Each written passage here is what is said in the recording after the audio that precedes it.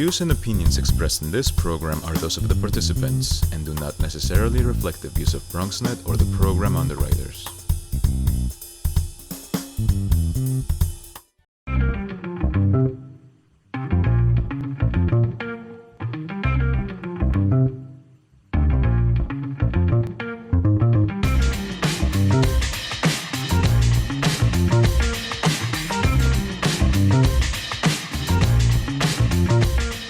Good evening and welcome to the Bronx Buzz. This is BronxNet's program where we talk to writers and journalists and photographers and editors and really anybody who puts stuff out in the Bronx. And this evening we're going to do something a little bit different. We are going to talk to someone who's been on our program before, and that is Joe Conzo Jr. But we also have a special guest for the second segment. And the reason is the Cortlandt Park Alliance is having their picnic in your living room on Tuesday, June 16th at 7 p.m. It was to have been a concert, but we all know everything's now virtual, and they're going to do something really fun. But one of the things that they have kept consistent, virtual or not, is the two honorees, and one of them is my first guest, Joe Conzo Jr. Nice to have you with us, my buddy. What's up? Hey, how's it going? Everything's good. We're just trying to survive. I will mention that the second guest is the second honoree, and we're going to go to Lloyd's carrot cake and maybe even a little behind the scenes and find out what it's like to peel the carrots or make the cake. Who knows what they do. Anyway, Joe, let's see. The New York Times called you the man who took hip hop's baby pictures. Yeah. You did. Now we're going to read your life story here.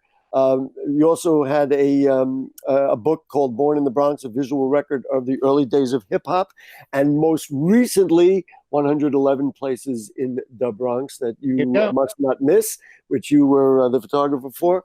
And let's see, should we keep going? EMT, 9/11 hero, on and on and on. Cancer survivor, grandfather, father, brother.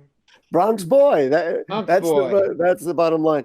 But let's just start at the top. And how does it feel to be honored by a park, by Listen, the second largest park in the be city? Honored in any way is just a humbling feeling, and to be honored by the Cortlandt Alliance, is equally as humbling because I've been going to Cortlandt Park since I was a kid and live 5 minutes from there. So, when I was made aware of this, I was just like, wow. And Joe, as well as I do in this day and age with what we're all going through, we need parks and open spaces now, if not more than ever. Definitely. These are national. We just need them, period, end of story. For ourselves, for our sanity, for the world, as for global climate, just parks. For everything. For everything. And we need them also for Joe Conzo's grandchildren. That's right. Especially. So anyway, let's just rewind the clock a little bit. So where'd you grow up? You grew up in the South Bronx? Grew up in the South Bronx. Born and raised there. I was born in Flower Fifth Avenue Hospital, which doesn't exist anymore. We don't need to go back that far. But, born and raised in the Bronx, came from a pretty community activist family, grandmother, mother, doing their things, fighting for the people of the Bronx, and, just retired as a EMT after 27 years. With the New York City Fire Department, worked in the Bronx, labor union representative, and most importantly, photographer that documented not only hip hop, but the community activism during the 70s and 80s when pretty much what we're going through now, Ford told the city to drop dead, and, right. 45 is telling us to drop now. When did you first pick up a camera? Like, what was the moment that said, oh, I like this. This is a good thing? It was, I guess, I have a report card, believe it or not, from Agnes Russell, which is a private school I went to on the campus of Columbia University. And the report card, 1972, stated, Joey is accelerating in photography.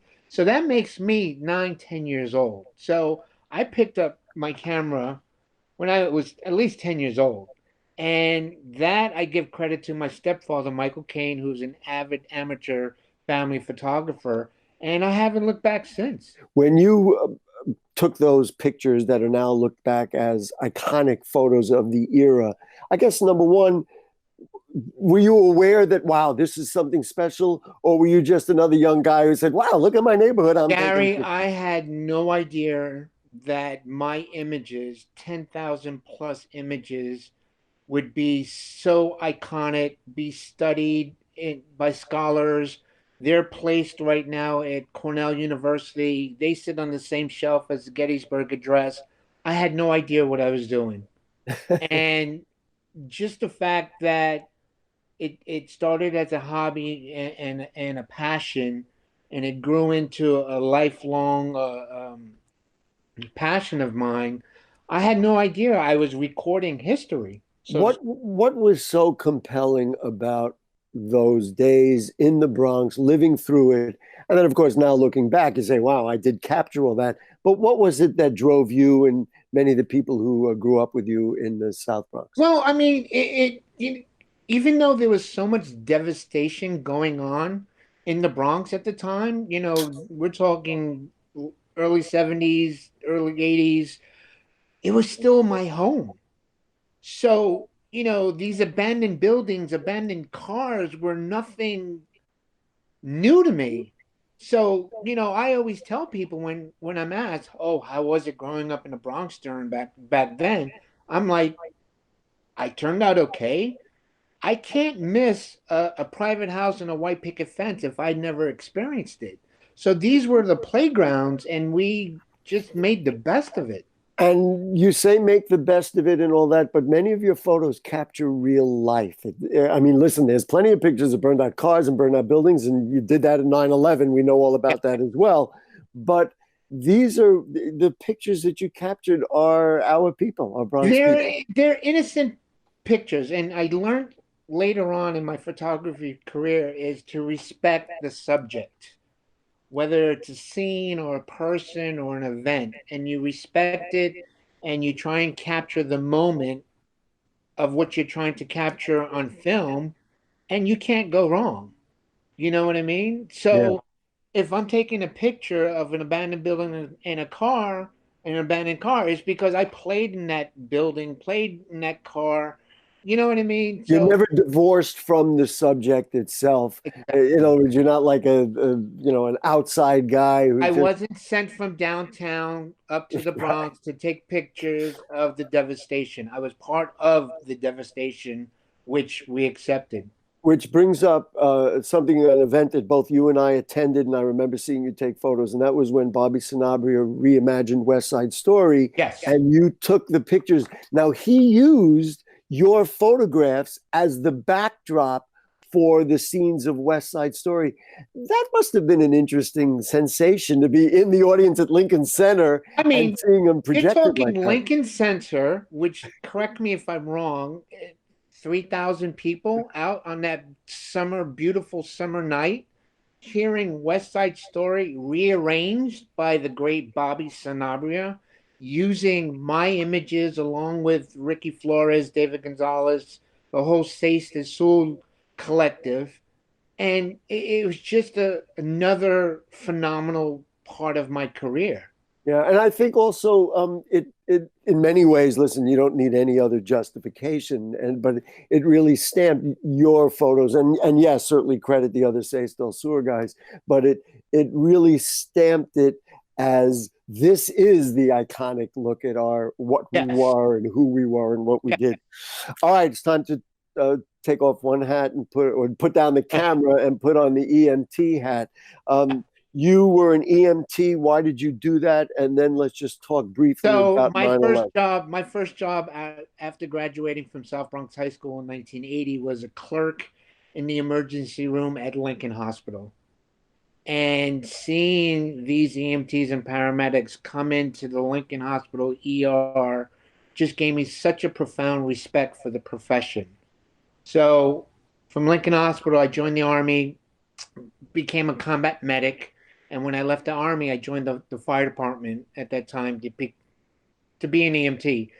And it was such a rewarding career. I mean, my grandmother literally gave her life to the people of the Bronx. So did my mother. And I needed to do something along those lines, Well, what I mean, you to yes, help. I understand that you say that, and then of course you were one of the people who ran to the buildings on 9/11. I mean, listen, again, being an EMT and paramedic in New York City, especially today with the pandemic, is, we run towards danger instead of running away from it. And that day on 9/11, my ambulance was one of the first ambulances from the Bronx to reach downtown. And I got to be honest with you, on the way down there, I thought about turning around and driving back or crashing the ambulance because after the second plane hit, they started using the word terrorism, and none of us were ever trained for terrorism. But Wow. being the adrenaline junkies that we were and still are, we went down there. And we were almost out of time because we are going to want to bring on Betty Campbell, but you paid a price for that. And one of the things that has not quite come out in this dialogue is that you when you have something to say, you want to say it, and you're not afraid of truth to No. power and all that kind of no. Yeah. So just give us a word about that. Then we're going to promote your book, and then I'm going to send you on your way to be honored by the Vancouver Because of Park my Alliance. 9/11 experience and because of advocating for benefits and health for the first responders or anybody else living down there, when I retired from the fire department 2 years ago, I came down with liver and pancreatic cancer. My goodness. So, which was a trying moment in my life. But I'm happy to say, as of today, I've been cancer free and in remission since September. You're beating it. Listen, Joe, on that note, on the good note, on the fact that you're beating it, that you got a broad smile on your face, despite the fact of what we're all going through. I want to remind people about 111 places in the Bronx that you Yes. must not miss. Yes. And Joe has taken all these gorgeous, wonderful photos. Pick it up, read the book, and when this quarantine is done, go out and Go out and visit places. And Joe, listen, congratulations. I know the Cortlandt Park thank you, Alliance is very Gary. proud of you, and onward and upward. I know you're not going to stop. We just keep going. That's it. All right. And thank you for all you do, Gary. Great, thank you. We're going to take a short break, folks. When we come back, we're going to Lloyd's Carrot Cake. Yummy. Don't go away.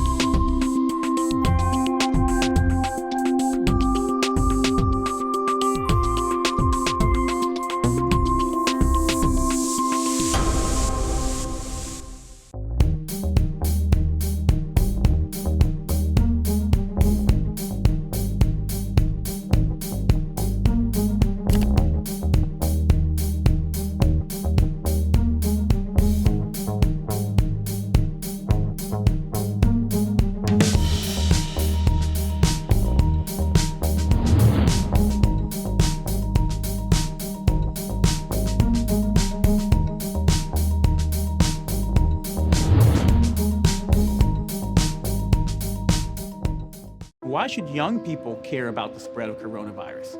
Well, we know that people with underlying medical conditions over the age of 60 are at highest risk, but they've got to get it from somebody. So we're asking everyone to be selfless for others so that we can protect those who are most susceptible. Not going to bars, not going to restaurants. It all just means physical separation so that you have a space between you and others.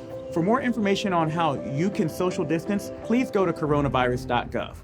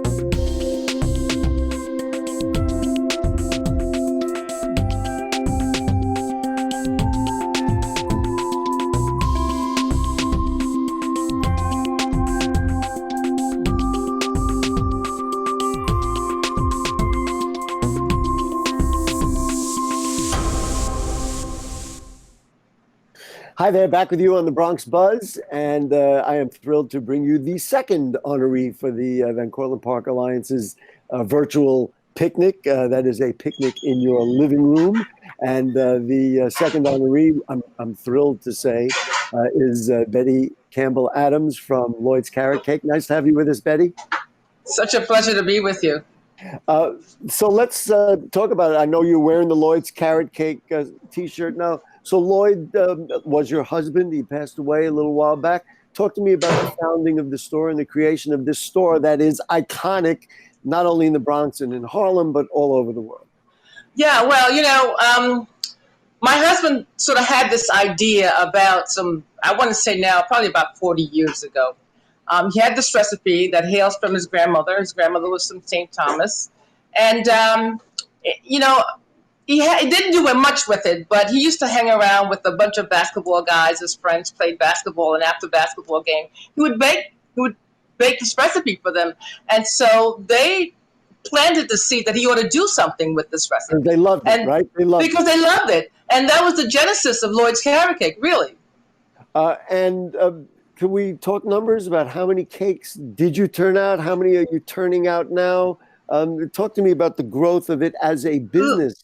How did that happen? Let me just put it in terms of the quantity of the products that we purchased then versus what we're purchasing now. So back then we used to get a 10-pound bag of flour, and that would give us about 20 or so cakes. So today, 1,100 pounds of flour, sugar, and powdered sugar was delivered to us. And about how many cakes does that make? That takes us for about 5 days, and we put out about 600, 700 cakes during the course of, in fact, even more during the course of those 5 days. What do you think, aside from the great taste, maybe there is no aside from the great taste, aside from the way they taste, what accounts for the popularity? Do you ever really understand that, or you just say, look, it doesn't matter to me, we keep putting them out? Yeah, you know what I think? I often wonder, but I think one is we've got a great product. And two, you cannot get a product of this quality at that price, at the price that we had, that we priced our product. We should mention that you're in the retail side of the store. Yes. The retail side of the store, and people are walking by, and that's okay. That's because they're bringing cakes out to people, right? Exactly. Can we get one person to stop and show us one cake and show us what it looks like? Sure. That would be great. But Betty, okay, go ahead, do that. And have you thought about offering, a range of other products or things, expanding the concept at all? We do. In fact, we offer an array of cake products. Obviously, the carrot cake is our premier item, but we do a red velvet, we do a German chocolate cake, we do a pineapple coconut, we do a strawberry coconut, a chocolate layer, a double chocolate. The red velvet and the pineapple coconut are kind of like our second most requested product. Mm-hmm. You talked about the flour. I'm really dying to know carrots. How many carrots do you use? Do you buy special carrots? Do you just go into the grocery and buy up a bunch of bags? How does that work? No. Our carrots are delivered. We take 50 pounds of carrots and about 1,500 pounds when we get our delivery every 2 weeks. So every week we go through about 3,000 pounds of carrots in 50-pound bags. Pounds. That's correct, because the main ingredient in our carrot cake is carrot, right? It's not pineapple. A lot of people put pineapple to give it moistness and all of that stuff. And I say, if we're not making a pineapple cake, there's no need to have pineapple in it. So we go through, that amount of carrots because we want it to be moist. We want it to be a carrot cake. And do you get those carrots from, let's say, local farmers? Do you get them from a special place? Or really it's like any carrots will do, we can make up a good cake? Well, we have our supplier. We get it from Baldor's, and they source from a number of different companies. We also get it from one of our local warehouse markets in the city here. And, they get supplies from a number of various local entities.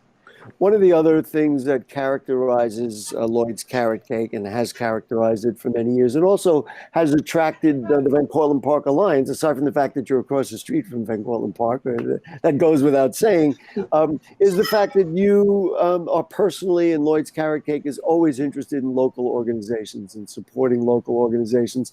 Talk about your passion in doing those kinds of things. Because if it's not for the support that we get from the local clientele, folks who are in Riverdale, in fact, Riverdale and beyond, if it weren't for them, we would not be here. So it's important for me to give back, and I give back in a number of different ways. And so people ask all the time, and I always tell them yes.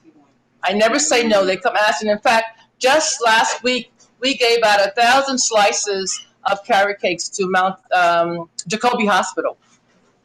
Before that, we gave out a few more to Montefiore. We gave to Metropolitan Hospital in Manhattan. So we're always giving. And because we're giving, we give because we get the support from the community. And also you get it back. Now, I see that you're eyeballing now. Are there people online out there? Is that what we... There's a line out here. Can you yes, there is. Can you aim the camera and look at that? And I would love to get a cake. Let's see if we can... Sure. So this is the line of people that are sort of lined up there. And can we get a large cake to show? Oh, there we go. So there you are. That's our plain cake. And who is our friend that's holding the cake? That's Nancy, our trusted employee here. She's been with us for a long time. Mm-hmm. Yeah. So again, this is just a plain carrot cake, and we're trying not to be fussy with our cake. We want it to be just a simple cake like your grandmother or mother would make at home, and that's the feeling that we try to present here at Lloyd's Carrot Cake. Very homey. Yeah, very homey. Yeah. Thank you very much. And I really, my mom was a wonderful cook, but you say just like the one she made. She made a lot of things. I don't think she made carrot cake like that. You know what? I hear that all the time, and I take it as a compliment. And let's talk about the frosting. Anything special with it, or? We call it our signature cream cheese frosting, and there's nothing special. It's cream cheese. It is powdered sugar, it's vanilla, and it's butter.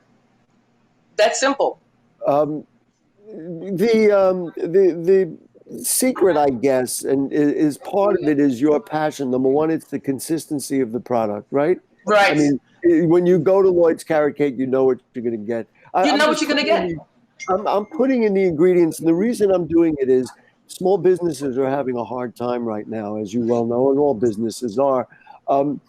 These ingredients, and I mean not only keeping a consistent product, but serving the community. I guess this, if somebody were to ask you what would be the secret to success, especially now in these tough times, these are the things that would make them successful, right?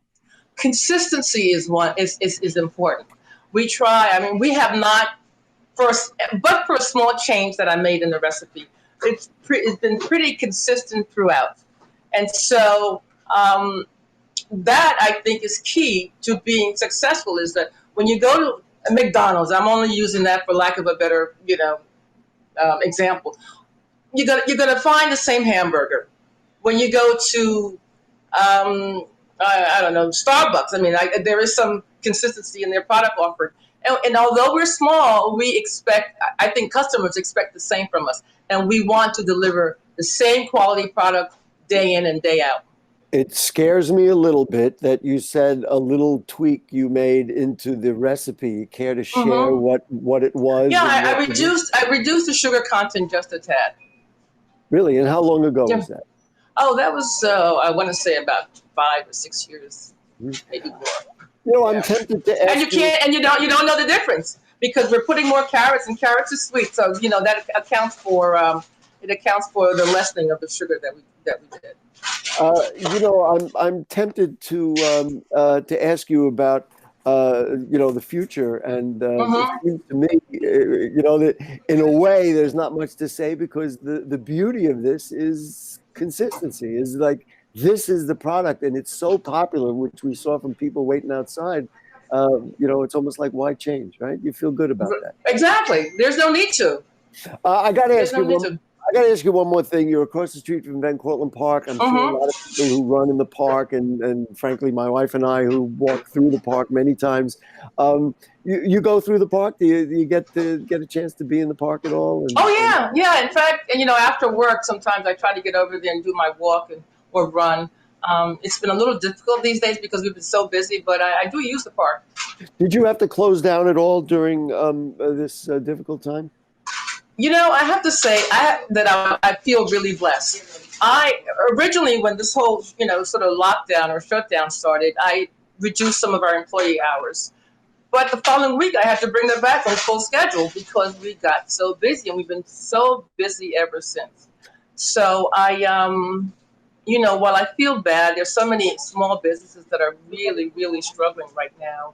I have to say, though, that we've been pretty blessed. I think you've been very blessed in a way that you've earned it. One of the blessings, and we see them walking by behind you, you apparently have very good staff. You have young people who work for you, and you must take great pleasure in that. Yeah, and I have to say that the staff has been with us. Many of them have been with us for a very long time, so I really feel blessed about that as well. Well, on behalf of the Cortlandt Park Alliance, I know that they really feel very strongly about wanting to honor you and small businesses in the Bronx. We need as many great ones as we can, and this we sure do. We're going to invite everybody to join the Cortlandt Park Alliance for a picnic in their living room, in your living room, Tuesday. Now I can send them slices of cakes in their living room. There you go. That's right. You can get it online, I'm sure. That's right. Betty Campbell-Adams, thank you so much. Posthumously, thanks to Lloyd and to all the great young people. And what can we say? This is the good news. Let them eat cake. Right? That's right. Anyway, thanks for having me. Great. All right. Folks, we will see you next week for the Bronx Buzz. Don't forget, on Bronx Talk, we're going to begin a series of 5 weeks of really good debate. But other than that, we'll say to you good night.